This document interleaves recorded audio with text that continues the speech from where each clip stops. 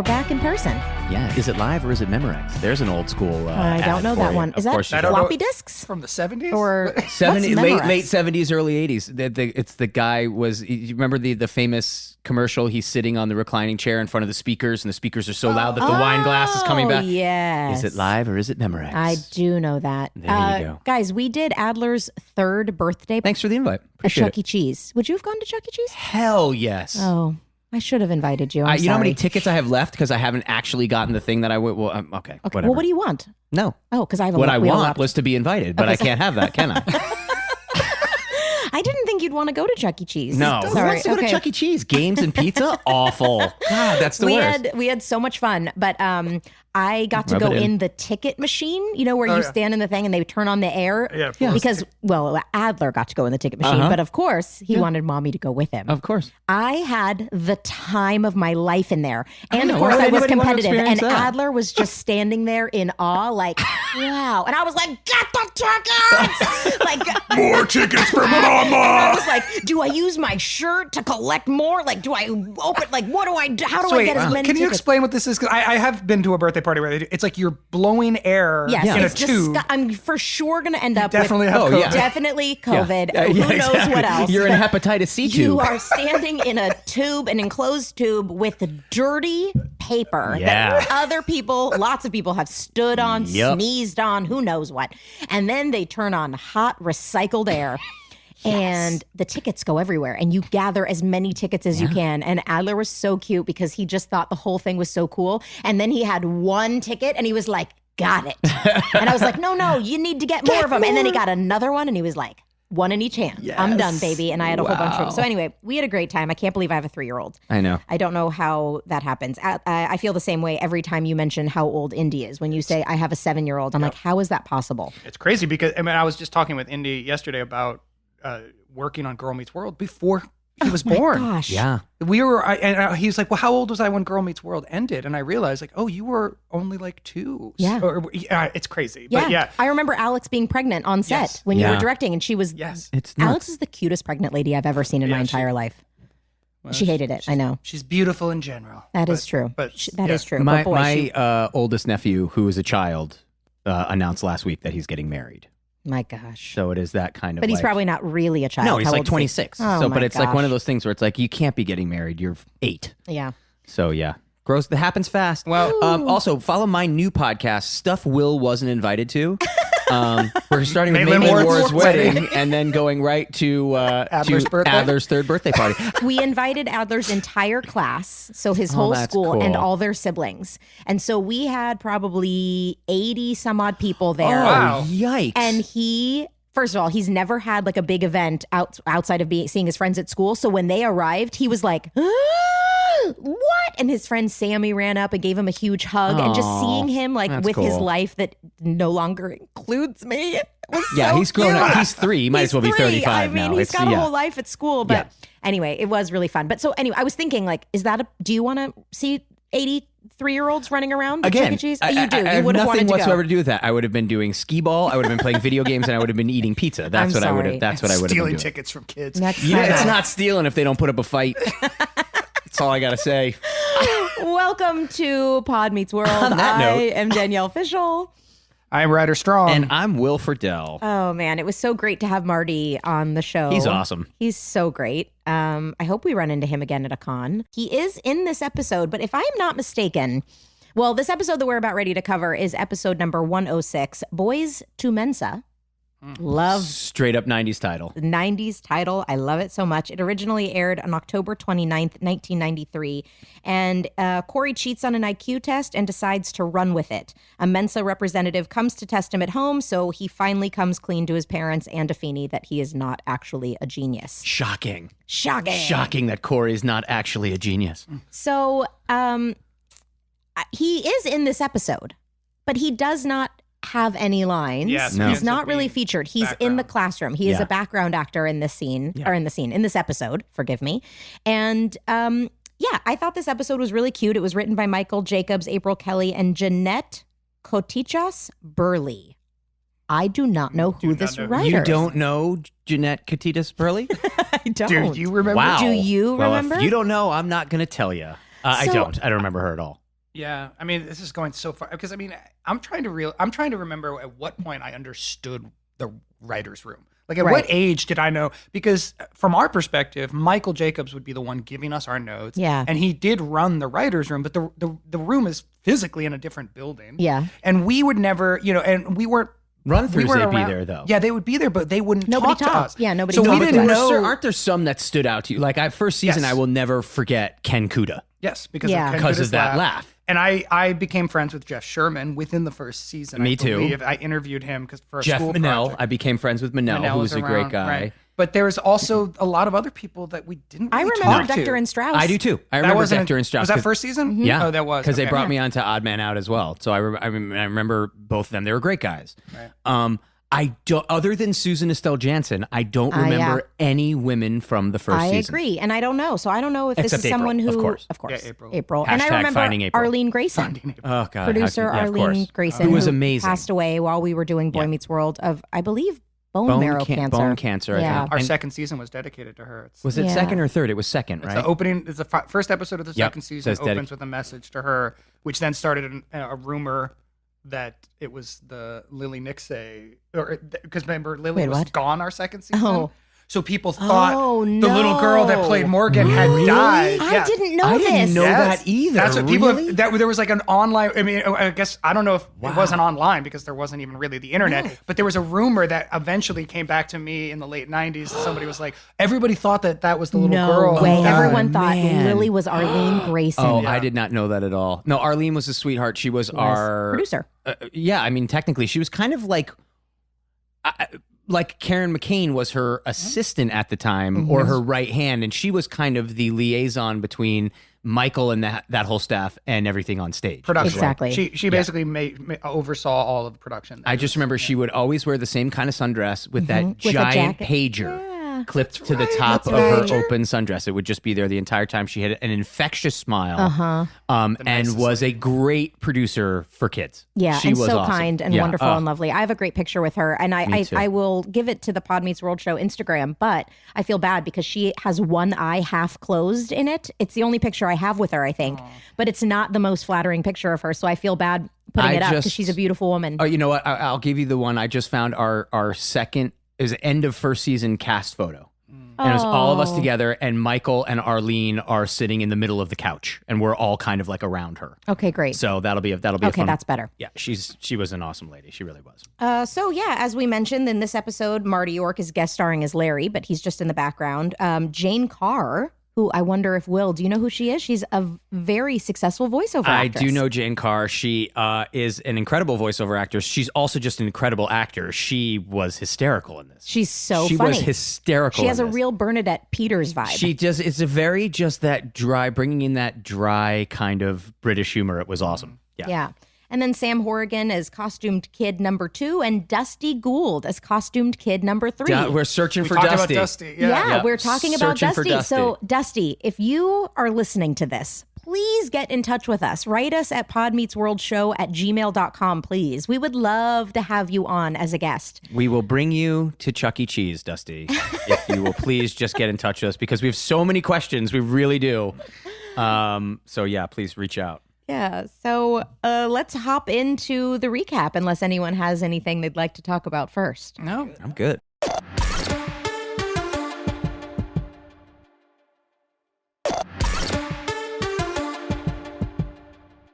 I definitely remember shooting this episode, which was good because I didn't remember the episode itself. But Right. like while I was watching, I was like, oh yeah, I remember wearing that mask. I remember being in that outfit, and I actually had a pretty significant part in this You episode. did, It and was- it's the first time we see you in the Matthews house. Well, other than the hair.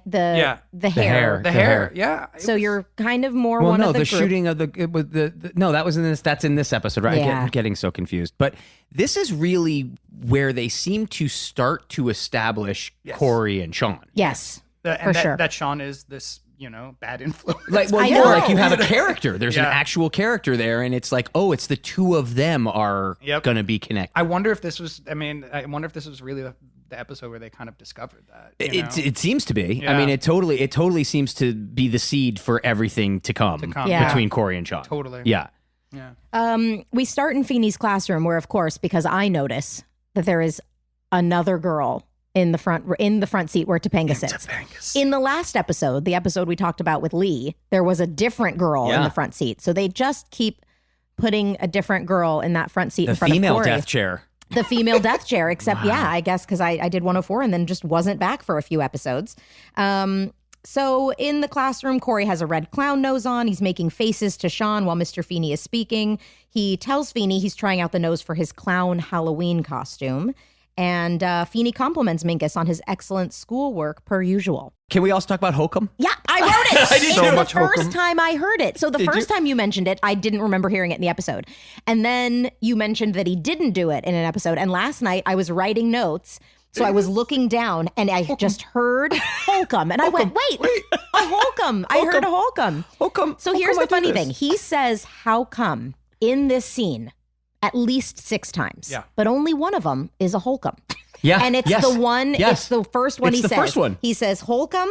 So We're talking about Cory, obviously. Yeah, Cory says that Cory gets a C on his test, and he compares it to the student next to him who also got a C, but Feeney had different feedback for both of them. One of them was, nice effort, and the other one was, a little disparaging to Cory. And he says, Holk-um, he gets, praised, and I don't. And then he goes up to Feeney's desk. And he says, tells him, how come? And he says, how come this? How come this? And he says, how come a bunch of different times? And it's totally fine. Yeah. But the first one is a definite Holk-um. Holk-um. It's great. So Cory asks Feeney why he never picks on Minkus. And he says, well, Minkus gets nothing but A's. And Cory says Minkus gets away with anything like making paper airplanes. And then we get to see one. We get to joke. see. It's so cute. It's a great joke. Amazing paper airplane. Yeah, it's a great joke. Will never get over how incredible props departments are on sets. Oh, it's amazing. It's magic. It is absolute magic. You realize a prop department would get the script the same time we talked about getting the script. So the night before an episode. Now, to be fair, outlines go out a week or two ahead of time where there's some notice. If it's going to be something major, usually. Exactly. We're going to need it. We're going to do this. They may have known that a paper airplane was going to be in it, but maybe not. But they probably found out they needed to have an elaborate, awesome paper airplane the night or two before they needed to have that done. Yeah. And then they just make it happen. Yep. And I have had a shelf sitting on the floor of my house for 6 months because I don't know how to hang it. Because you don't have a prop department. Because I don't know how to hang it. And I think, how are people so good at this? Yeah. I love the art. Art department is the most mysterious to me because I have no talent like drawing or ability to think in those kinds of visual prop terms. Like I just can't build anything. I'm just not. But it's also what I think is kind of the most important. Like I love it. In terms of filmmaking, like I love when the art department feels realistic and lived in, or when it takes bold stances. I think it makes or breaks a movie. I was literally just going to use those exact words. It makes or breaks. Well, a movie that I couldn't stand, but I still loved because of the art department was Joker. The way that art department was able to create New York in the 1980s in that like gritty, it's like a very specific world, and that's all art department. It's like so a Serpico beautiful. kind of feel to it. My God. Yeah, it's amazing. And so I think it's like the most difficult part of the job for me to wrap my head around, but it's also the most important. Now, I know it's a circle, which is not the hardest shape in the world to make, but you built your wife's wedding ring. Yeah, her engagement ring. Smelted the metal. You're like, I have no talent. I can't wrap my brain around it. And then from scratch, you smelted the metal and everything. You just wanted to say the word smelt. No, because Sue and I have literally talked about this, where it's like. Ryder, it's like I see you out there with a pickaxe. Like I've got to find the right metal. Ryder thing in the world to have done, and it makes us love you so much that you are such a romantic. That it wasn't just enough for you to design. It's kind of embarrassing, actually. When I think tell about the story. It now. No, it's because my dad had made my mom's ring. My gosh, it's so cute. My dad had made a lost wax casting, which is where you carve a ring in wax. And then you create a mold from that, and then you use that mold to pour the gold or silver or whatever metal into the mold, and you have a ring. So I had always grown up. Right, like one does. My dad was always super crafty. Yeah, he built the house I grew up in, and he was an artist and a draftsman, and he could do all those kinds of things. And I think he had done it as part of a class. He had taken a jewelry making class when they were together, and so he did this anyway. So I always knew that in the back of my mind as a sort of family story, and so that's why I did it. And I had to ask around friends, like, does anybody know anybody who actually like makes jewelry? And I found a guy in Echo Park, and I went to his house for 4 weeks, and it took you 4 weeks. Well. Is this like and then they cut his lines? And then they cut your 2 lines? They cut your 2 lines. You seriously, you were crafting. Wait, you lived at a guy's house? No, for 4 weeks? guys. I would go. What would happen? I was writing at the time with my brother downtown LA, and I was living in Silver Lake with Alex. So I would have to go to my work, writing with my brother, but I would really sneak away for like an hour or two to go into this basement where this guy had made, and he taught me how to do like the basics, and then I would just have to sit there and carve. And he was like trying to be like my Mr. Miyagi. He was like, he wouldn't let me use his tools. I had to get all my own tools. Oh yeah, no, that's a thing. And thing you're never going to do again. They're never going to do. I mean, and I like you. The reason we're having this conversation is I was bad at it. Like I was shaky. I'm not good at like fine. You couldn't be a surgeon. No. Okay. Well, you could. It'd just be a really bad one. And the ring is pretty ugly. It's not. It is. My wife doesn't wear it anymore, and I was trying to incorporate diamonds because of it's an engagement ring. I want to incorporate diamonds. Anyway, you didn't make the diamonds, did you? No, but I had to go get them. I had to go downtown. He sent me downtown to like get my own gold and get my own diamond. Sure. So I spent weeks like going through this weird secretive journey of like. Yeah, someday I'll write a story about it because it was actually pretty interesting, and the guy was really interesting and kooky and would tell some funny stories. In your story, can the woman say no after all that? Yeah, exactly. That's kind of great. That'd kind of be great. I want that to happen. Yeah. Yeah. No. Anyway, so I just wanted to mention that because writers like, oh, I'm terrible at all this stuff. Yeah. But he made his wife's. I'm going to say smelt again. I just want to say that one more time. Yeah. Oh, by the way, for the record, I think for the props department, we were throwing out props. It was Glazer, David Glazer, and Mark Papson, right? Correct. At this time, this first season. It was okay. Yeah. So those are a shout out. I think they were our props guys all throughout. No, because then Mark Papson left to go do Seinfeld. Oh wow! And he only did a season of Seinfeld, and then Hector came in. Oh yeah, Hector. That's right. Hector came in, and then I guess it didn't work out with Mark on Seinfeld, and he came back to Boy, and then it was mostly Hector and Mark who were there. Interesting. So yeah, they switched it up, but we've talked about that before. We talked about Dr. Papson. Yes, that's right, Dr. Papson. Okay, so we move into the school hallway, and Ryder is waiting for Cory in the hallway after he had detention in art class. Okay, I have a distinct memory of how bad of an actor I was making this scene in front of the audience. I was trying to play waiting for Cory. Okay. In the opening of the thing. And I checked a watch that I didn't have. Oh, I remember doing that in one of the takes. It's not in the take that we used. That's great. But I remember in front of the audience, I was drinking my juice or whatever I'm supposed to be doing. And I was supposed to but it's so clear to me now that I was like indicating acting. Like, I need to show that I'm waiting for Cory. Passage of time. So I'm going to look at my watch. And I didn't have a watch. And I remember in front of the audience looking at and down and being like, oh, that's bad acting. It's kind of a funny joke, though. If you wanted to turn that into a joke, that would have been great. Just tap your wrist. Yeah. What's happening? This to me, by the way, you've been on the show already, but this to me is the first Shawn scene.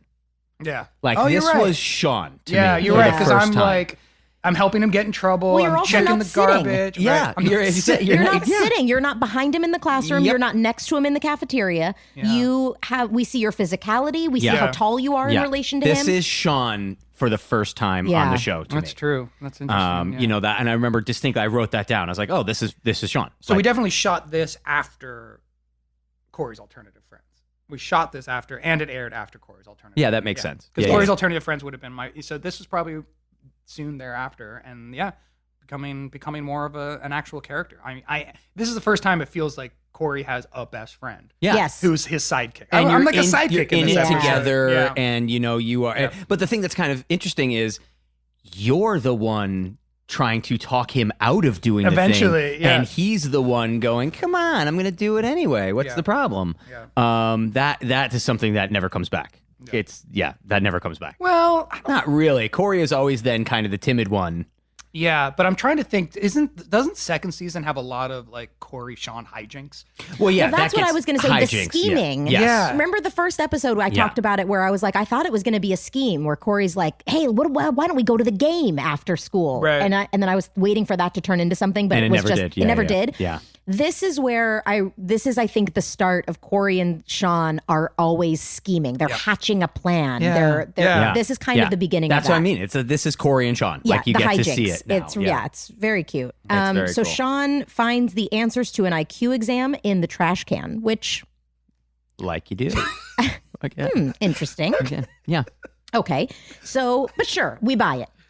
Well, We buy We it. kinda We buy buy it. it Yeah. for the episode. Yes, Cory yes. says the answers to the IQ test is one thing that Feeney will get. Well, is the one thing that will get Feeney off his back. And I love Shawn's logic, which is this is a test that doesn't matter. Yeah. Right. Exactly. So interesting. Yeah. Like, yeah. it kind of works, I guess, but yeah. Also, a little ahead of its time. Like IQ tests used to be a big thing that we gave kids and then put a lot on that. Like, oh, where did you fall in the IQ? Are you average? Are you above average? Right. And now we look at IQ tests and we go, really, a lot of it depends on how good you are at testing in general. Yeah. Sure. And they're kind of arbitrary. They don't really mean a whole lot. We don't place as much weight in them. So it's a little, for Shawn, it's a little ahead of his time. Like, I'm not going to waste my time on this thing that doesn't mean anything. It doesn't get me an A. Right. So he's over it. And Cory's like, yeah, but what if I get to skip every test after this? Because Feeney thinks I'm a genius. So Shawn actually tells him not to do it. But Cory says he's not smart and tomorrow he's going to be a genius. And sure enough, the next day we're in Feeney's classroom. He announces that there is a student who got the highest IQ score and who deserves a special mention. Ben's aw shucks face throughout this. Yeah. The beginning of this scene is one of the funniest things, where he's just kind of like raising his eyebrows and Yes. looking around like, That's yeah. me. I expected it. Oh, please stop. expected it It's to happen. so funny. It's really my- good. Yeah. He just keeps that going for that whole first half of the scene. I was Which, dying. by the way, is maybe, aside from the fact that Feeney already knew going into it that there's no way this was legit, him knowing it's him, if you were a genius, you would probably be completely unsuspecting. Yeah. Like, Yeah. what? It was me? Are you sure? There's Yeah. no way. But he Exactly. is making this face to everyone in this big exaggerated way. It's me. It's me. It's great. That's so funny. And I love how, and we can get into this also later in the episode, but I love how nobody buys it. Oh, yeah. No Like, one. there's not a single person that's like, wow, we didn't expect that. Yeah. Nobody buys Feeney. it. Lee, Yeah. Minkus, nobody's parents, nobody buys it. But they don't make it explicit. No. And that's Right. super That's what's interesting. cool It's about like it. That's- buried throughout the whole episode. Yeah. So I think like watching it with Indy, I think that there was some like, do they know? Do they like? Okay. I think he didn't quite understand IQ, like the whole concept of like cheating and IQ, but he did understand. He was always like, is Cory going to get in trouble? Like is Cory? Are they going to finally talk about? Does he know? So I think for kids it does kind of work. Yeah, know, oh like, yeah, Yeah. that definitely. sense of, I also like the idea of we're not going to call you on it right now. We're going to let your conscience. We've catch up with raised you well enough to know Yeah. you're eventually going to call yourself on this. So we're going to see pretty what extreme happens. to let some like state testing worker. I What is know. she? What organization is she from? With Mensa, Mensa. I think. Mensa? Yeah. Okay. Yeah. Yeah. Where it's like, okay, yeah, that's Okay. yeah. I Very did strange. like, though, their argument was at the end, Betsy does say, we didn't have any proof. And so it is an interesting thing Yeah. to say, We're not going to just call you a cheater. yeah, I'm Yeah. not just going to outright call you a cheater because I truthfully can't. I don't suspect that it's the truth, but I can't Right. prove that you are lying. And so I'm going to let you face the consequences of this until you're willing to come clean, which I think is actually smart parenting. Or Cory really is a genius, and Betsy and Rusty's characters are not smart enough to realize it. That's also probably not what it is. That's probably not it. That's probably not it. So Minkus thinks he's the one who Feeney is going to announce as the genius in the class, and then he finds out he came in second. And one of my favorite things that happens in this scene, that I do not know if someone told her to do it or if she just did it on her own, but the girl who is sitting in the front seat is drawing on her arm with a Sharpie. I didn't notice. She really didn't notice that either. She's just like this, What head is she- down, right left hand with the Sharpie, Wow. right arm, either drawing on her shirt or lifting her shirt sleeve up or drawing on her arm, something. I wrote, Giving herself a prison tattoo. Earl is drawing on her arm with a Sharpie. And I thought, I wonder if somebody told her to do that No, in the it's- scheme of genius. Like, do something that's not That shows Not it. geniusy. That's a gonna little show weird. That you're, No, I bet you it's just a board extra. I think so. I think too. she was just like, I'm going to draw right here. I Anyway, also I think thought it's funny that neither of us saw that, how we're all watching different things when we watch the show, because that's yeah. your seat. That's exactly what I'm looking at. I So wanted to that's call what- it the that's what I'm Topanga saying. seat. That's what I'm saying. It's like we didn't even notice that. Right, no. But that you're like, that's where I'm like, supposed to be. why So aren't I'm I noticing there? everything she's doing. Look at her. She's drawing on her arm. Unbelievable. That's exactly why I was looking at it. I was thinking, I should be sitting there. That's my seat. That's my seat. So Mr. Feeney says he needs to bow to Cory's genius, and Cory turns to Shawn, suspecting that Feeney knows. It's a big uh-oh. It's a very big deal, Mr. Matthews. Yeah. That's cool. Yeah. Very cool.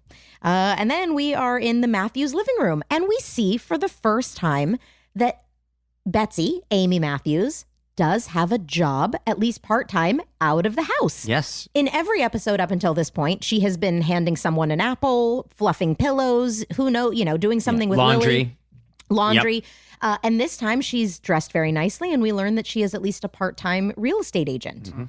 So she is getting Showing a house. ready. Yeah, she's showing a house. Do you think and- it's still the brick split Split level on level. Oak That's Street? I remember you always remembered that line. I do. It's so She's in one episode. She's just and it's just stuck with me. She's trying to sell the brick split level on Oak Street. And Will would say this for all seasons. You don't remember this? Oh, yeah. It was always like, I don't know why it just became the joke. It did. It was like, where's Betsy? Well, she's trying to sell the split Still level. trying to sell Still that trying- brick split level on Oak Street. It's been So 6 years on the we market. haven't seen that yet. That doesn't No, happen. I don't think so, no. Yeah, okay. I haven't heard it. But yeah. I thought about that. It's like, oh wait, is this the brick split level on Oak Street? Nope. Oh my But gosh, she that's has. so It funny. is a showing that she's doing Yep. some. Yeah. Okay, so she's showing a house. But we're going to talk about this later because she's also called a homemaker at the end of the episode. Yes, which is she's a very homemaker with a confusing. part-time job. Yes, Yes, that's it what he was- says. okay. And she's also a real estate agent. All right, we'll get into it. But yeah, that was interesting. Yeah, well, I wonder if a homemaker is something different than a housewife. So we'll discuss that when we get to it. Yeah. Because he mentions a homemaker and then talks about how all of this helps to create the home. And Right. part of that is she also works outside of the house, and that helps bring in extra income. And so that's what's making the home work. Interesting. Yeah. It's like an ecosystem. I don't know. We'll talk Yeah. about it later. So, Amy says that they're going to buy Morgan's Halloween costume tomorrow. So we have the Halloween theme running through the episode. Eric walks in and he's going to watch Morgan now. And he says he's going to teach her how to take out the trash so that he doesn't have to. Yeah, this is an episode, I think, if memory serves, and I could kind of hear it because I know my voice very well, I think I had a cold. Oh, really? And so it was one of those things where, I'm living in LA for the first time. I'm 17 years old. I'm living with a legal guardian. And it was like, oh, you're not just allowed to call in sick because you have a cold. Like the show Right. must go on. Yeah. You gotta go off and you gotta do the show. And then we're talking about coupling people up or pairing characters up. This is really the first time that Eric ever calls Morgan Weasel. Yeah, Wheeze. And so they're trying I don't to, remember like, that became a thing. It did for like 3 episodes. It Right. was like they're trying, okay, it's going to be Eric and Morgan. We'll try this pair.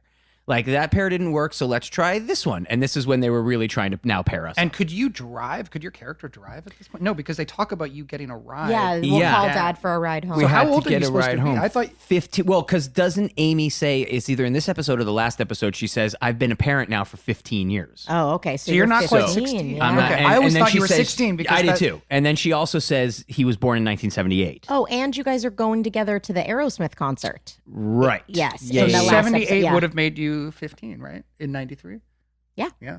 Yeah, because I was 17 and I was born in 76. So yeah. Yeah. Yeah. There you go. And then it switched around where that, then I. Yeah, because what grade did you end up being in? Oh, well, God, we all jumped yeah, grades. by I the know. that point, I was like a 14th year senior or something by the time we were done. I'd been at Pembroke, for 35 years. Or something. But- John Adams. Yeah. but- exactly. Yeah, both. Yeah, but they were then trying to hook Eric and Morgan up, where it's like, all right, let's try this pair now and see if this is going to be some comedy here. And you are cute with kids, which is, later on you ended up being paired with a child as well. Yeah. I like working with kids. I just don't want them around me all the time. Right. We get it. We get so- it. You don't Yes. like having children. Exactly. Do you? I get Because it. Ryder brought one to the Very house happy. today. I So- asked permission. I could have found a babysitter if I needed. No, never, of course. No, I love kids. I really do.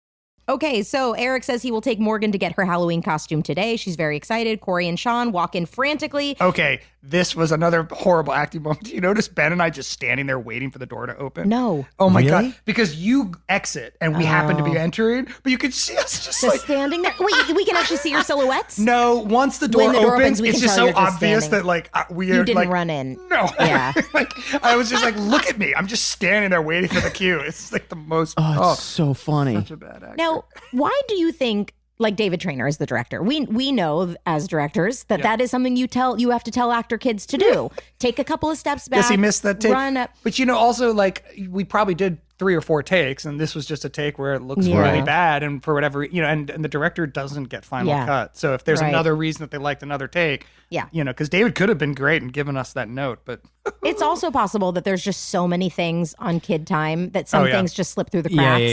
yeah. I imagine. But yeah, okay. So I did not notice that, but you obviously did because it's you. But I thought you were wonderful.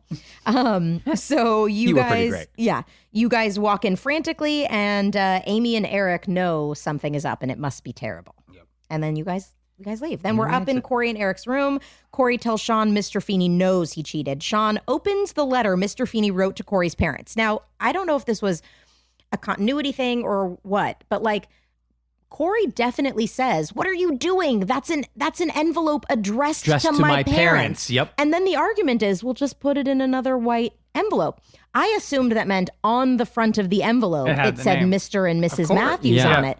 But I guess it was just a white sealed envelope.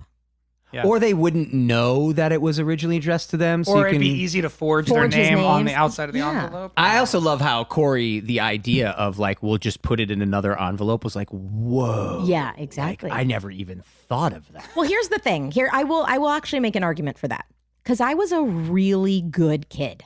Yeah, Mm-hmm. me too. It would never occur to me Me either. how To manipulate to the manipulate the situation. situation. Yeah, I'm the and same so way. I Yeah. think if you are But Cory's already been established That's as a the kind thing, of a as a schemer. mischievous He was the kid. And, like, mischievous one. But I don't know if he is mischievous.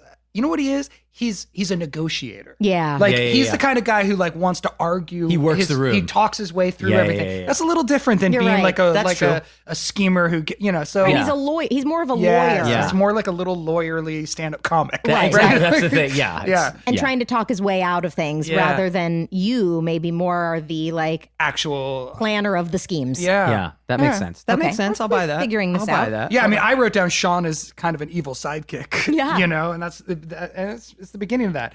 Also, God, man, I never stopped touching my hair. Ever know. stop touching your hair? Wow, I is it noticed that too. annoying? I can't believe that they didn't like talk to me. and They be like, loved it. Are you kidding? You were then in the It's teen so magazines like a year distracting. later. It's They so loved it. Distracting. Like I just want to. It's clearly a nervous habit, like a tick. Well, you know? I also noticed in this episode we get a couple Ben belt pulls. Yeah. Yeah. I also think that is just it's just a nervous. Yeah. That's why I can't believe anybody didn't tell me, like Michael or Right. any of the directors, be like, "Ryder, stop touching your hair," Yeah. because it's so distracting. I don't know. Maybe it's not as distracting. That's the thing is maybe you're just hyper vigilant over I know watching you yourself. guys definitely noticed it too. I noticed it in the noticed it. bedroom scene more than anywhere else. Yeah, in the bedroom Yeah. scene for sure. But it Yeah. also doesn't take me out of the scene. I just No. think, oh, there's Ryder doing Ryder's doing his hair thing. His Yep, hair flip Ryder's thing. doing his hair thing. And so yeah, it's definitely more distracting to you because it's you. But you know what else it is? Honestly, it's because they're straightening your hair. That's right. It's one of those longer. things. If you watch any show or movie, any actor playing with their glasses is an actor who doesn't wear glasses in real life. Yeah. Right. So you have your hair being done every day. You're not used to it, so it's like your hands are going through it. Totally. So it's that kind That's of thing. true. You know, it's Yeah. that kind of thing. It's also significantly longer when it's straightened. Yeah, And yeah, so yeah. it's in your eyes and you're Yeah. trying to get it out of your face. Yep. Okay, so they open the letter. I wrote bad influence Shawn, really the start of this. Now, I also noticed this is such a stupid thing, but we watch the shows with chyrons with the, subtitles. Okay. In this episode, the chyron says Shawn spelled Sean. No. Really? Yes. And then later in the show, it's spelled Shawn Shawn. Are you watching on old school DVD or are you watching on Disney Plus? Disney Plus. Interesting. Me too. Yeah. So Yeah. Cool. So I noticed, because it has occurred to me a few times when people don't know how to spell our character names. And I think, well, how do people not know how to spell our character names? And I go, oh, because they weren't reading the scripts. They're just That's hearing what the names. I've always been baffled by the opposite question. How do they know how to spell Shawn? Right. Because Shawn's usually because the female version of Shawn is spelled Shawn traditionally. Sean is the male version. Oh, I didn't know so that. the writers kind of made a mistake by spelling Shawn the way they did. And yet everybody knows it. Like fans, people come up to me, they always spell it correctly. Well, there are definitely episodes where it was written down somewhere. it's in the title of the episode. Yeah, that's or true. where it's That's right. where there was I know there's an episode, I don't remember what it is, but there's an episode where our class our yearbook pictures are in there, and so they have our name and our yearbook pictures. So Cory is always spelled correctly too. You could do it with an E. Right. And people See, always people and I'm like, know. how do they figure this out? Like, I know. But I guess there are scripts of Boy Meets World available online. Yes. Because I've had people show up and had me sign. Yeah, me too. Yeah. I wonder. I mean, again, though, it's also experiences. I know that sounds ridiculous, but my best friend growing up until I was like 8 years old was named Shawn, and it was Shawn. It was. Yeah. Oh, interesting. So, Okay, cool. so yeah. I mean, that's to me that was always spelled correctly. Oh, okay. Right. Yeah. So yeah, it's just very strange. Okay, so they open the letter and they're just going to replace the envelope. So then we're still in Cory and Eric's room. Cory is listening to classical music with his Phillies finger on. Now, I remember this specifically. Do you know why I remember this? No. I remember this because they brought Ray Colcord down to the set To show Ben how to do work with Ben on how to conduct a symphony. Like I Which is absolutely ridiculous remember because that. it's so funny Oh, and of over course. the top. Exactly. It has nothing to do with it, but he came down to the set, he had his baton, and he was teaching Ben how to conduct a symphony. Like, I'll never forget that. It's really funny. I love that they're just like, all right, Cory Matthews, are you listening to classical music? Yeah. Well, So, You must be that must be brilliant exactly. because you're like listening to- Beethoven. Yeah, you must be a exactly. genius. well, they do say they've just come from the meeting with Feeney. So imagine as a parent, you get called to the school and Feeney says, so he's taken an IQ test and apparently he's a genius. And then the whole way home, they're saying, do we buy this? But how would he cheat? And wouldn't he come clean? Well, and I'm then you assuming they walk actually into the house and you hear classical music coming from his bedroom. You would walk in a little bit like, is this for show? Yeah. Now, do you think that was the conversation they had, or do you I think think they the had conversation is Feeney going, he cheated on the test? yes, Yeah, I think yeah, that's yeah. exactly what the Yeah. conversation was. It's like, how do you guys want to play this? Yeah, exactly. And them being like, well, let's We'll let take Cory care of figure it. this Yeah, out. yeah, you know, yeah. and we'll just, It's interesting. Yep. I feel like that's too direct for Feeney. I feel like Feeney Would have been is playing the parents, too? Yes, well, not playing the parents, but a little bit of the same way So the here's parents. what Do we want to happened. just come right out with no proof and call your kid a cheater? I feel like Feeney would have said, "Listen, we know this child well, Yeah. us, and Okay. so This is here out are of the character. results. This feels out of character to me. Yeah. What are your thoughts?" And let them agree with him, and then say, "So how do we all play That's this?" good. That's a good yeah, point. I can All see right. that too. All right. He- Right. Feeney's you more know subtle. I can Feeney, see that. You're the Feeney whisperer. Yeah, on you- this definitely. podcast. Tell us more about Feeney's Daniel's whisperer. backstory. I want to know. Seriously, He also does that with what salad to eat every night. He makes a salad for dinner. it's just arugula, And that's it. Spinach. a giant bowl Where do we wanna for go? himself. I just came up with a TV show, prequel show, origin story for Feeney. People This is have called talked. Feeney. People have pitched that to me. Really? Because Yeah. how great would it be to see him in high school or in college? Yeah. And like, With Can his it be Mr. called Feeney. Feeney? Wow. oh my like God, I would love to watch that show, but make it like a straight. Becoming And it's basically like Dangerous Minds, like the evolution of him as a teacher. Like when it's his first year teaching out of college. Okay. So he's only It's like 1968 because yes. he said that he had been teaching for 35 years and it's Okay. 93, so it's 1968. Oh, Vietnam era America. 68 was a 58, quick 58. 50. Yeah. Oh, really? Yeah. That's okay. So Wait. end of Korean War. Okay, so 58, he's teaching. Yeah, this would be an amazing. Well, and now, he's do like you want to learning- see him and now, he's, or do maybe you he's want a to bad see him teacher. in high school? No, I want to see him. I want to see Dangerous Minds, Stand and Deliver. You know, like the teacher who become like maybe So you're it's not a, talking sitcom. no, it's a movie. It's a drama. It's What is Feeney the like in the drama. 70s? Yes, that's true. What was Feeney like? I in think the he's a 70s? total hippie. Yeah? No, kind of crazy.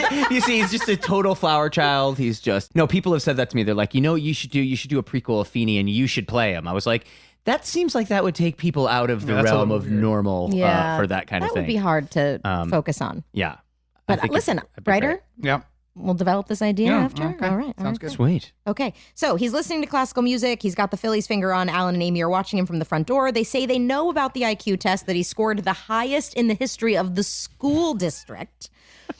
And Amy says she doesn't understand why Cory's IQ tests are way up here, but his test scores are way down here. And Cory says it's because of a flaw in their public education system, and the system has failed him. That's like the genius Cory lawyerly. Exactly. I was like, this is a pretty great argument. Yeah. Great response. Like, Morgan walks into the room. She's dressed failed. like a zombie. She's got a fake eyeball hanging from her face. And Eric is super proud of it because Morgan picked it out herself. Yes. I actually thought, so the last episode was really painful for me to watch. The Nikki Cox episode. Yeah. That was horrifying for me. You told us. Horrifying. This one I felt like I was a little bit more comfortable. Yeah. It was not great, but it was definitely, I was starting to slowly get it a little bit. Yeah. So this one was not as painful to watch. And we talked about how the last episode was actually the first episode that we filmed. That's why.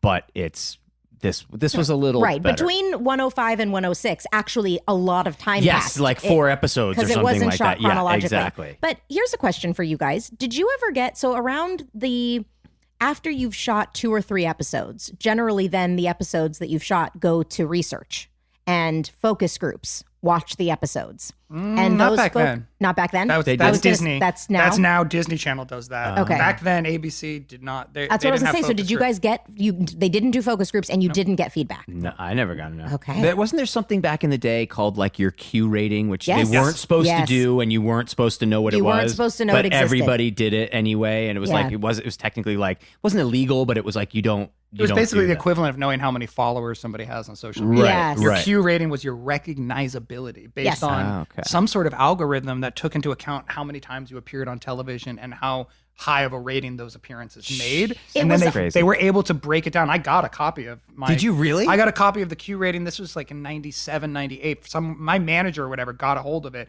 And I was like on a list, and I was like 30 something, I want to say. And I remember everybody being like, "Oh, this is actually a pretty high Q rating for a teenage actor." Yeah, I was told I had a high Q rating Yeah. too, and I just knew it was about because even it's about whether or not they may not know your name, Yes. but if they look Recognize at your your face, face. they go, "Yes, I know her." Wow. And So it's okay. frequency on television, and it would take into account if you were on a news program or had done an interview. It would take all of that into account and sort of crunch the numbers to say like you've been seen by this many people this consistently, so therefore we can put you on a rating scale of like. I can't believe you got a hold of it. Yeah, I I have know. no idea what mine ever was. Weird. Should have. I don't remember what my So number I guess was. that but I was doesn't I exist anymore, I right? guess. I mean, I'm Why sure would it it? does. I think, yeah, I'm sure it does. They just don't talk about it. You don't use it anymore. Well, now you could just know you're influenced True. by some sort of online Social media. algorithm. Yeah. Social media.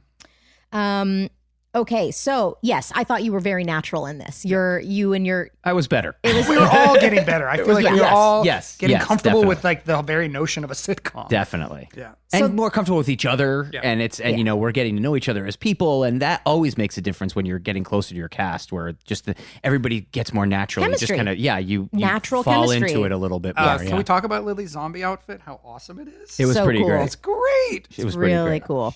So then the next day, we're back in Feeney's classroom, and Shawn tells Cory to enjoy all the attention he's getting, but Cory does not like it, especially since now his parents are involved. And they want to blame the school because they wouldn't. So this is the first time again where now we see Cory and Shawn hatching their scheme. Yeah. I love this little like powwow moment. I Yeah, loved it. I this was like, back and forth, yes, the banter of This is kind of probably the first time. yeah. Again, I wrote, this is the establishment of Cory and Shawn. Exactly. This That the episode two really of does you it. together uncovering. Yes, Yep. and that like him turning back to have this conversation with me is like I just remember that as like that's in my body. Like I saw it happen. I was like, oh yeah, I spent years doing that. Yes. like Yeah. sitting on the edge of the desk or leaning forward on the desk while he turned around. And like that was just that's just how we lived our life for 6 years of filming this show. But it was no longer Cory and a group of guys. No, it was now Cory and Shawn. Exactly. And and you can tell how well it worked. Yeah. It's a really fun watching you guys Yeah, that interact is together. It's really one fun. pairing up where they went, okay, that's done. good. Like, Yeah. we got that. Okay, so you guys decide that you can blame the school because if you hadn't found the answers, he wouldn't be in this situation, and he wouldn't have found the answers had you guys not been in detention. So aha, and I love that you say, so nothing we do is ever our fault. actually our fault. It's so great. And then Minkus walks up, Lee, and he wonders why Cory copies off of his paper if he's such a genius. And you tell him it's that he's admiring another genius's work. Yep. Right. And by the way, you then have a genius envy joke. You say genius envy. Yeah. It's a penis envy joke. Yeah. Straight up penis envy joke, which I obviously don't think any of us got at the time. Yeah. I did not get it. Well, I wasn't there, but I mean, I would not have understood it until now. Yeah. And then I was like, hey, pretty clever. I guess I probably understood it. Or if not, I probably would have asked somebody. You understood it as much as you could possibly understand it without actually dying? I think I probably would have known what penis envy was at that age. Yeah. Mr. Feeney then walks in with a substitute saying she is going to teach the class while he talks to Cory outside. Dun, dun, dun. Oh, no. I mean, this is a total nightmare. By the way, this scene in the classroom is where the Chiron ended up saying Shawn, spelled correctly. Okay. So in this scene, we get Shawn correctly. So we are in the school cafeteria. It's empty. Feeney's making himself a cup of coffee, and he asks Cory if there's anything he wants to bring up to him. Cory says he wants to talk about sports, and his laugh that he does is great. It's so funny. It's great. Yeah. It is the most natural laugh I've ever seen a kid do on a show. Yeah, it's so funny. Yeah. So he laughs because he's like, caught and nervous, or feels like he may be caught. And so he gives him options about what he wants to talk about. Cory says, let's talk about sports. Feeney says there's a school that's better for people with his kind of an IQ, and that the current school is holding him back. So he's not going to be at John Adams High anymore, or John Adams Middle School as it is. And he says that he's no longer in his class. And this is when Cory realizes for the first time that his lie has very bad repercussions. Yep. Now, we come back and we're in Cory and Eric's room. And this, writer, is where you are wearing an outfit that I think I actually wrote down my shoes were pretty cool. Were they? Yeah. I thought maybe for sure you'd bring that up. Because I have sneakers on with like this red something. I don't know. I was like, oh yeah, those are cool. I was so distracted by the upper half of your outfit. I didn't pay attention to the shoes because you are wearing a blue long sleeve. Yeah.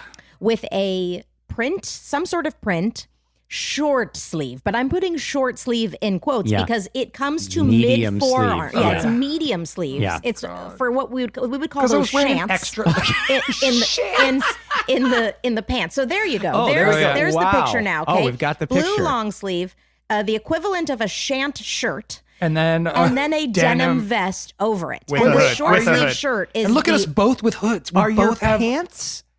Do they go all the way to the bottom? Are you wearing 3/4 length pants? They do go. They're so baggy. They're like resting on his shoes. Wow. And then you've got cool sneakers on that again. But I look at this and I really do think, other than that short sleeve shirt being a little too long, I actually like that outfit. Okay. I think that's kind of cool. I get it. I mean, it's the basic the goal of the costumer was clearly to layer. Yeah. Everybody is layered. Mm-hmm. And it's kind of true. Like if people just wear t-shirts, especially kids, it gets kind of boring to look at, right? Yeah. Like the whole idea is to like give people a little depth and so I have a question, which and again, this might be something I'm completely making up. It might also just be a rationalization at the end of the day. Do you have were any of those multi-layers, did any of that have to do with making it so you didn't feel the balls when they were shot at you? No. You know, like we're going to put on three or four layers. I'm wearing 3 or 4, and so is Ben. Like we're always wearing 3 or 4 layers. I thought you were going to say what my question is there, where the show takes place in Philly, is there some of it that's an aspect of, well, it may be cold outside, but we don't want to have jackets on because jackets. That's a better question. But so that's actually, what pretend that was mine too. The real. Do you guys ever feel like our show took advantage of its location though in that sense? No. Like we never really had discussions creatively about like, well, this besides him liking Phillies. Yeah. But I mean, all through 7 seasons, we were just kind of a generic place. That's what you want, though. You want it to be any town USA so that you can watch the show. I don't think so. I think setting is so important. It depends on what kind of show. For an adult show, yes, New York has its own kind, and that's why every sitcom, Seinfeld, Friends, they were all in New York. For a kid show, you want a kid to be able to turn on the show in the middle of the country and go, "This is my house, my town." Yeah. So totally. It's very suburban. We don't know where, but then there are episodes where I become a gangster or I'm working for gangsters. Yeah. So we're definitely in a city. But think about it. It's Halloween. It's October, end of October in Philly. Yeah. It's probably pretty cold, and I yet just you don't guys think they were come having running any in discussions like that. I mean, I don't think we ever talked about that. Never talked about like the weather. No. You well, know? I know for a fact that I was talked about with weather because I was constantly put in jackets. And here's a fact. I cannot act in a jacket. I have no talent with a jacket on. None. It's your kryptonite. It is. You put me in a jacket and suddenly I'm like, "Mwah, mwah, mwah, can't do anything with this jacket." If I have a jacket on, the first thing I want to know is when do I get to take my jacket off? Can I walk in taking my jacket off because I cannot act in a jacket? This is funny. And so I know that I was regularly talked about like, well, it's supposed to be winter. And it was like, please, I don't care. Like, Envoy meets world. Yes. Okay. Wow. They would often do that then with winter, but do you remember ever doing that with summer? Like, meaning it's like, we're going to put you in shorts because it's obviously hot outside. No, not really. Like, that never happened. No, I don't remember any of these conversations about weather or setting. Like, to me, it was always like we were just You walked into generically the in little Philly. little wooden places behind the set where your clothes were hanging, and you'd put on your clothes and you'd walk out of the set. Like, that Well, was it. Oh, well, It's a we've good talked time for about this. Yeah, it's a good time for the. Well, yeah, I think so. Oh, I've already asked him. Oh, you have? I have. Asked him now.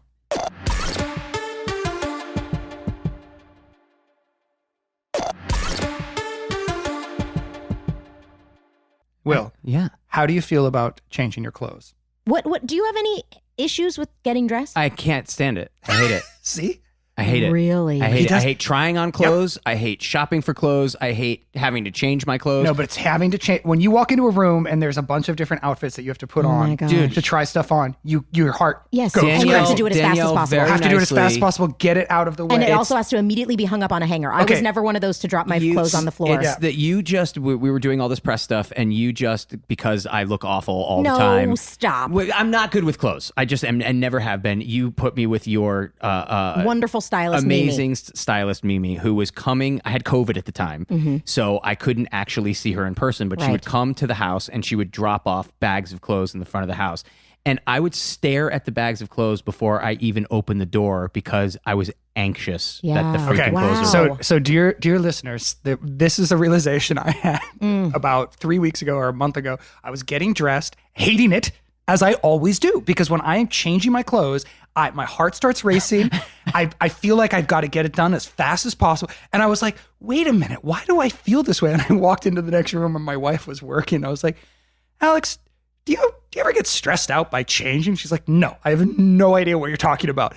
And I realized this is a holdover from when we were on the show. We would have to change while the entire audience was waiting between scenes. So the cameras would be moving from one set to the other, and we would have to run backstage. Because it's And they have different days, of course, Right. throughout the Right. course of a script. And you have to, and there's time pressure because we have to get the episode done in time for the 9.5 hour limit that kids can only work 9.5 and the hours. audience is only there for like 3 hours. Exactly. So there was so much pressure on us to get changed quickly and to put on those clothes in time for the next scene, so they wouldn't wait for us. Like that was always what was the fear, right? Is that that you'd hold up all of production. Yeah. And I just realized I've internalized this so much. So then I came and I asked you, Danielle, and you said, Yes, I am the exact same Exact way. same way. I Getting hate it. dressed And is now- something well- that needs to be done very quickly. I still sometimes will, if I have to, if I know the next day I have a time crunch, I'll figure out what I'm going to wear the night before I always and then do that. put it in a. Do you do that? I do that. I do that. If there's something I have to do, like if I'm going to fly,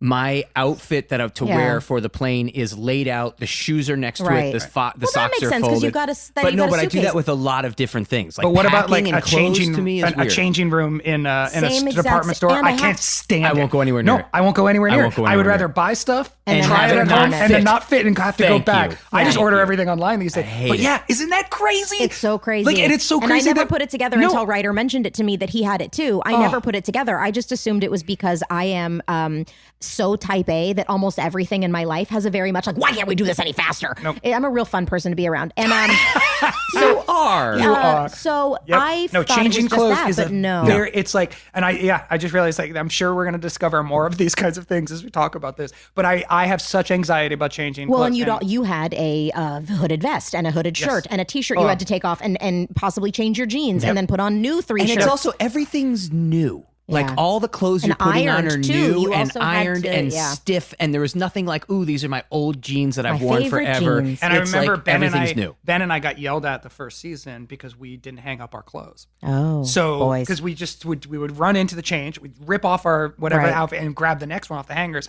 And I remember the wardrobe department being like, no, we're not your moms. Exactly. When you're done with it. Yeah. And so we also, not only did we have to rush taking off our clothes, we had to then hang them up on hangers. Yeah. So, I mean, the whole process is just a nightmare. awful. It makes my heart Wardrobe race just fittings, thinking all about that it. stuff I can't hate stand. hate it so much. Yeah, I'm not. But yeah, agree. no. I think it's part of the reason why I've never been. I wish I had good style. Like I wish I had a good fashion sense, but I think I so stay away from it. Yep. I also feel like it hindered me ever knowing what my own style really is Because people were dressing you. People were dressing me. Yeah. And so I didn't know. This is your style. Yeah, here's Yeah, my yeah, style this week. And I, now the only thing I know is like, oh, I'm self-conscious about this part of my body, so I don't wear this. Like I don't wear cap sleeves. I'm built like a linebacker. And so anything that is like cute and feminine up top, I put it on and I'm like, I'm here to pick up your kids. Like I do not like it. So like I know that. I know the stuff that I'm like, I'm built like a linebacker, don't like to wear cap sleeves. But otherwise, as far as like, well, what kind of style do you like? I'm like, show me some things. I don't know. Yeah. I Well, that's what basically you didn't did. figure it out until my mid-30s. Yeah. Well, you Am I figured it 20? out though. Danielle very nicely was like, "Hey, we're gonna be doing all this press, and I use this lady. Would you want her number? Like, that's probably a good idea." I want a stylist. I'm going to do this. I had Mimi's She's the awesome. greatest. She's awesome. And again, you just don't have to think about anything, but it is changing this and changing that. And then I was taking pictures of it, like to send to her to yay or nay things, and it was just like taking Polaroids when you get. It was yes. Anxiety inducing. All was. right. It was. Yeah, we can move Anyway. on. We're all. I'm sweating. Big breath, everybody. Deep breath, All and right, let's change our shirts. Let's get to this living room scene. Okay, so Oh, well, we should finish the scene, which is I walk out saying, go ahead, take the test. Because I figured out that that's going to resolve this whole problem. exactly. If they're gonna make you take another one, take this one honestly, and they'll see that you're you'll see- average. Yes. Okay, so we're in the living room, and Jane Carr, who is playing Ms. Bertram from she's Mensa, funny. she's so funny. She's talking to Alan and Amy in the living room while Cory is taking the IQ test right behind them, which doesn't seem like conducive to good test taking, No, but of course whatever. Okay. She asks Morgan a question to see if she also may be a genius, since Cory's a genius, and Morgan answers booger. Biggest laugh of the show for Indy. Indy Really? loved that. He It was like, actually "Bugger." pretty It's funny. pretty set up perfectly. It was pretty funny, and she nailed it. I mean, obviously, Indy doesn't understand. Right. He just loved hearing the word booger out of a little girl's mouth, and seeing that it upset an older lady was just hysterical. Funny Did to both him. of you come up with your answer to what her analogy actually was? Flower? What? Because she says oak is to elm as daisy is to. flower? No, I would just name another flower, rose. Right, I would have said rose. So that was the first thing that went through my head was like, what would I have? I'm really smart. Well, you did not pass the IQ test. I'm really smart. Thank you. You can go. I was fascinated by the class positioning of the Matthews family in this scene. I've never thought about, like where, like how upper class or lower class, but there's this Right. idea like she's the snob judging Right. them and being a tradesman. Remember or the trades workers. Yeah. And it was so interesting. It felt very Roseanne-ish, like in the. I feel like nowadays, I don't know. It was just interesting to consider. Like, all right, we don't. I guess they're middle class, but they're not.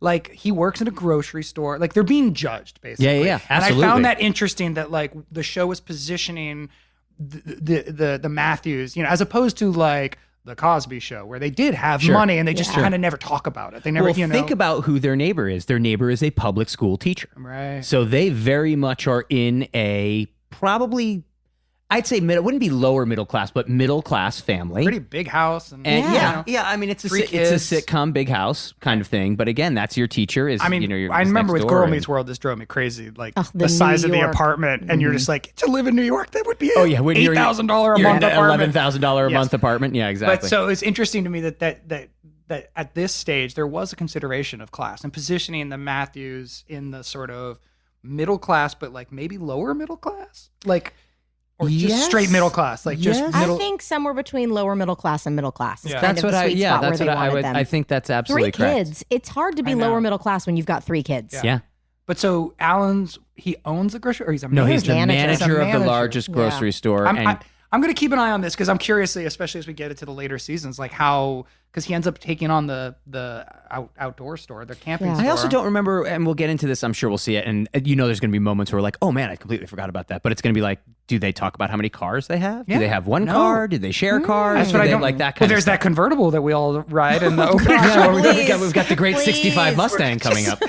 Whose car is it? For no floating reason. through space. Those credits. Why do we all remember shooting those credits so well? Because it was a nightmare. It was an And absolute also nightmare. because Ryder left halfway through. Oh. And so some of the shots, it's like he's supposed to be hidden behind the door when actually he's on a plane to Macau or wherever the hell he's Where are we going. going? I don't remember. I do probably remember going that up I was north. only. You're I was probably probably going just back going up north. home. Yeah. But you were like, no, I'm leaving. It's I'm like, we're leaving. halfway through this. Okay. But we also just remember those days because they were special. You know, Yeah. whenever Yeah, we yeah. were doing something different, like TGIF opening credits bumps or something those like that. Stupid TGIF bumps. Oh, those are the Hey, best. we should watch one of those. Can we get a hold of them? Oh, Does for anybody? sure. I'm Where sure are we they? can. All right, listeners, if you know how to get a hold of TGIF, I think if you bumps? go, there's an Instagram page that's like, where they have. somebody's uploaded them to YouTube. Well, or because there's whatever. one have I to watch. saw of I'm walking around the set with a video camera and I'm videotaping like interviews with you guys. And at That's one right. point I'm That like, was behind the hey, scenes. Danielle, who's texting you? And you're like, none of your business, Will. Oh And it was my like, gosh. you got this giant pager that's like Yes. this big, that kind of thing. So you see gonna those say things. It's a lot of fun. texting. I Yeah, it's know. like, it wasn't even texting. It's like, who's beeping you or paging you? Paging you. So yeah, you Oh my get all that gosh. kind of stuff. Pager code was the best. Jane okay, Carr so was awesome, just for the record. Cory hands the test in. Ms. Bertram says it takes most students over an hour to take the test. She starts to grade the test and she says, wow, his IQ is that of an average sixth grader. And then she seems like, did you really think you were going to get away with it? Like everyone's in on it. Everyone knows. Ms. Bertram says that actually, it's not that he cheated before. He's cheating this time. Yeah. He's a real genius, but he's pretending to fail so he doesn't have to change schools. This was a clever moment. Yeah. Because you Yeah. set up, you're waiting for them to reveal, Yeah. so you're just waiting. And so adding this little extra wrinkle I thought was clever. I thought so too. It's actually very cute. Yeah. I didn't see it coming. So then Cory confesses to his parents. He found the answers. They figured out, but they were waiting for him to fess up. Morgan walks in again with her zombie costume on. Ms. Bertram walks out annoyed, and Cory does end up getting grounded, but they let it start the day after Halloween. My parents never did that. Like Never. this is what you're grounded. You're grounded. You're missing the school dance. I was grounded once right Wow. before What did you our do? school dance. What'd you do? Do you remember? I was smoking. I started smoking at 15 on Boy Meets World. How can you smoke did? at such a young don't age? remember That is that. horrifying. I was a heavy smoker by like 12. Wait a minute. I don't remember that. Yeah. I remember Actually, you and I do might remember you with the cigarette. Yeah, we might have smoked together a couple times back in the did, day. I thought you were older, though. I thought you were like 17. I was like 15, somewhere between 15 and 16. Will, did you give her cigarettes? No. probably I would probably have. lit it for her, but I, we go, you go for a awful. smoke break. Come on, you're Yeah. 12, 13. You know, how you doing, Hollywood? What's the problem? It's time. You have a Yeah. martini after the martini David shot. Combs told on me. That's how being my a mom- good studio teacher. Exactly. That's Well, great. my mom had said, so my mom is very, my parents were very involved and nothing got past my mom.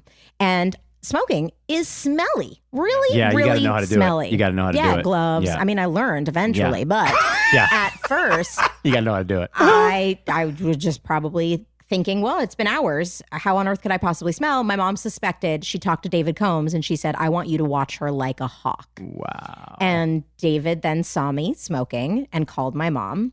And my mom, I got home that day from work, and my mom said, "Hi, how was your day?" And I said, "My day was fine." She goes, "Okay, dump your purse out." And I said, "Huh?" She goes, "Yeah, dump your purse out right here on the counter." And I was like, "Okay." And in my head, I thought, so smart that I put them in my car. Or they weren't in my car. I hid them somewhere because I Yeah. wasn't driving yet. Yeah. But they were hidden, and I thought, great, I'm gonna go ahead and go along with this, and there's Yeah. not gonna be in there. There was loose tobacco all at the no. bottom of She's my like, purse, "What's and this?" and so I dumped my purse out. Parents there was become loose like tobacco, CSI and she said, technicians eventually. "I know you're smoking," and I was like, "Well, I wouldn't say I'm smoking. Yes, I have smoked, but like I am not smoking. Like I'm smoker. not addicted. I'm not continuing to do it." Wow. And it was, terrible, and I was in so much trouble, and I was grounded starting that moment. And so what it meant was that I could wake up in the morning, go to work, and then I had to come immediately home. And I had a phone in my room and a TV in my room and my big CD player, my 6-disc CD player, and everything got ripped out of my room. So no TV in my room, no phone in my wow. room, no CD player in my room. Jeez. I was allowed to study, read, and go to work, and that was it. And I was our vice versa at Calabasas High School, or my vice versa dance was coming up, and I had a boyfriend, and we were supposed to go, And you couldn't go. I couldn't Wow. go. My mom was a real stickler about grounding, as you should be, especially with something as terrible for you as smoking. Sure. I wish I had listened.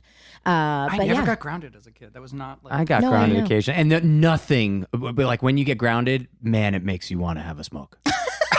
I mean, be honest with you. It's like All you gotta do nothing is makes sit you want to there. have a smoke like sitting there grounded. You're 13 and you're like, ooh, I need a smooth one right now. It's true, but it's terrible. It's awful. Oh my gosh. You did not get grounded, but you also had a lot of freedom. so You much did. freedom. Mm-hmm. Yeah, it's kind of unusual in retrospect. But yeah, but my I got in trouble. I got sent to my room when I was little. Mm-hmm. Sure. Definitely did that. But then, I also wasn't that much of a troublemaker. Like Yeah. I think my parents kind of knew that like I was an okay kid. Yeah. The first time I smoked pot, I came clean to them because it was an awful experience and I was very young. And then I was like, Never gonna do that again. yeah, I was like, I'm not drinking, I'm not smoking, I'm not doing any drugs. And I was like that until I was about 16 or 17 is the first time I ever tried alcohol. And like, Yeah, I was saying I didn't start drinking until I was like 25. so when we were on the show, I was like super clean cut. I was Right, like you were Mr. Good Mr. Kid. Straight Edge, yeah. Yeah. Yeah. And so I think my parents I was a just let heavy me, smoker already. let me go. At the start you were, yeah. I was heavy I was smoker many already. seasons in, but anyway, okay, that's why I got in trouble and got grounded. So wow. I thought that was really, I'm not sure why they did it, to be honest. Why would they let him start the day after Halloween? Because so they we could wanted- have that final scene. Oh, right. So we can do the tag. This is just to rationalize why. It is kind of weird, but there's a Michael Jacobs, when we were then doing, just very quickly, we were then doing Girl Meets World. Michael and I got into an argument on the set about my script because the script that I had originally written, Riley gets caught lying, and I had repercussions for getting caught lying where she got grounded, and he's like, no, cut all that out. I'm like, well, don't you want Cory and Topanga to at least Yeah. vocalize in some way, shape, or form that she shouldn't be lying? And he's like, no, it's not necessary. And we literally got into a fight to the point where he brought in the ABC executive, and he's like, he wants it to be where we're actually grounding the kid afterwards, and I don't think it's necessary. And I know you're going to like side with me. And he pulled it out of the script. So the idea of being grounded, like I had that in there. Like, no, you got caught lying. Yeah. You got caught with a big lie. There's repercussions to that. And Michael specifically went out of his way to make sure that wasn't in the script.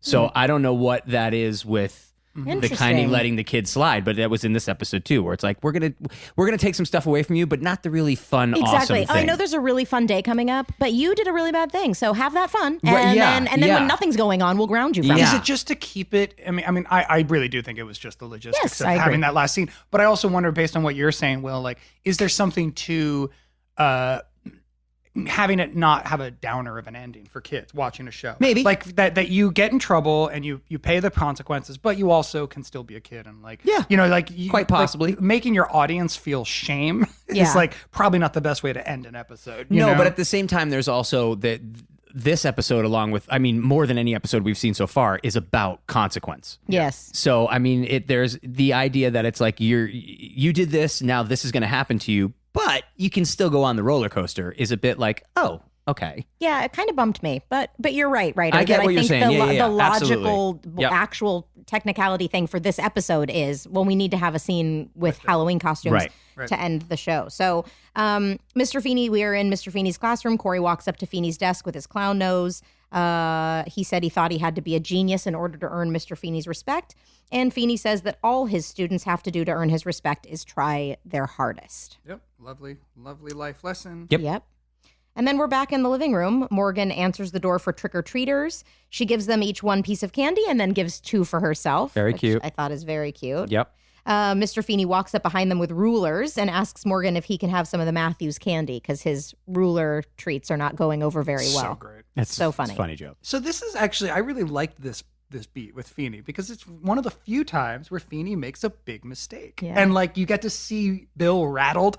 Do you know what I mean? Like that never happened on our show. No. I mean, or maybe I don't remember it that much. So this is a great comedic moment for Bill to play that sort of like, I don't know, just he's not in charge. He's not Right. like completely confident. He's not completely cool. I loved this scene. But what does he normally give out on Halloween? This isn't his first Halloween.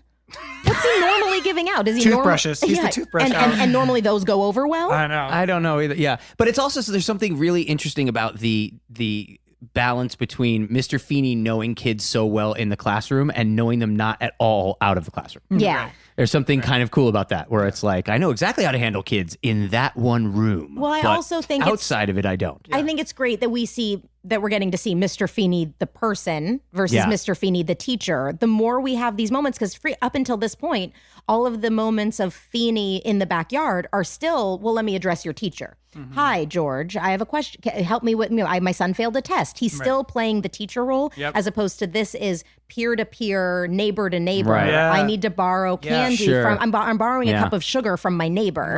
Right. Is that why you think? Would that be the rationale then for having him literally walk around to the front of the house instead of just over the back? Instead of just. Well, I mean, again, it's like you just walk out and you're right there. Well, there's but no he gate walked there, around though, the front of the house. But there is no gate at the fence. Is there? They hopped over the fence. They always put one in hopped later. They eventually add they one. put one in later. Yeah. Okay, interesting. Yeah, so I think they eventually add one. Hmm. Yeah, and I don't think we would have needed to change the location then of the scene because kids are not coming in through the backyard. Through the back door. Right, yeah. Very, interesting. And so what I remember about this, filming this too, is so that's actually Ben's voice. Right. Doing so while that is Dusty, we found out Dusty playing the part of the masked kid. Yeah, masked kid. He did say those lines behind the mask, but then they had Ben record them. Sure. So it could seem more obvious, I think, that. Well, that's the joke, is that it's supposed to be Cory. It sounds like Cory doing a voice, and that's what it was. Exactly. Right? It was actually very confusing to me because you are completely cut out of the shot for some reason. Yeah, I saw that too. We see that 3 children walk up in Halloween costumes. You as Frankenstein, Cory, and then Dusty with the mask.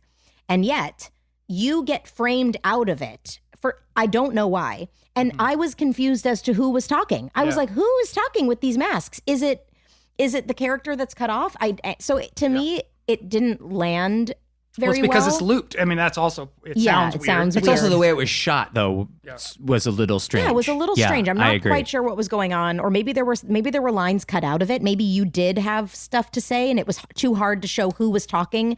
I remember it being a scramble. I think maybe we were late. Yeah, possible. It's a tag, so it would have been the last thing. I think we were really pressed for time, and I think it was like they grabbed Dusty, and it was like last minute he got a speaking role, and then after he left, they recorded Ben doing it. So it was like Dusty said the lines, but then was taken out. His voice was taken out to. So I don't know what happened. Yep. Yeah. Yep. James Earl Jones. They James Earl Jones him. Okay, that makes sense. So Feeney thinks it's Cory. He lifts up the kid's mask, revealing it is not Cory. Feeney walks away to go get candy from Amy in the kitchen, and Shawn and Cory are next to each other. They pull up their masks, and we reveal, there they are after all. This is a cute episode. It was a very cute episode. I think we're starting to, the show is starting to find itself, and we're slowly starting to find ourselves. Yeah. And I think this is the first real episode where I noticed that, where it's like, okay. Yeah. Cory and Shawn are a thing. Right. Yep.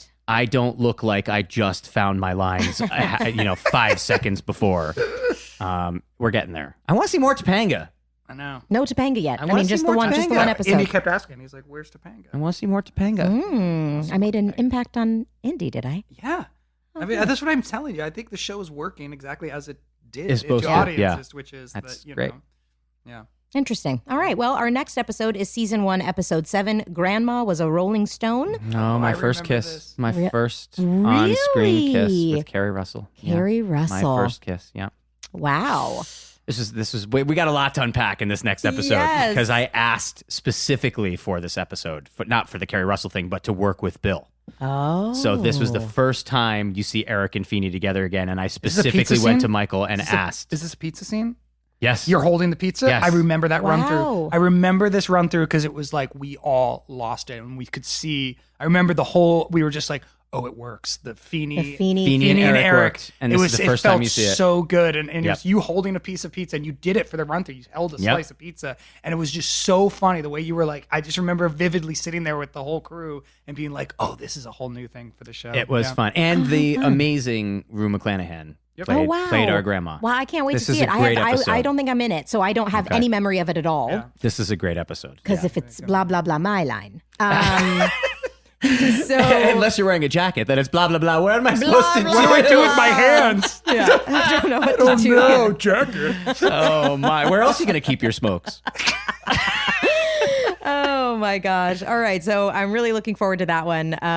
This was a wonderful episode. And you can follow us on Instagram at Pod Meets World Show.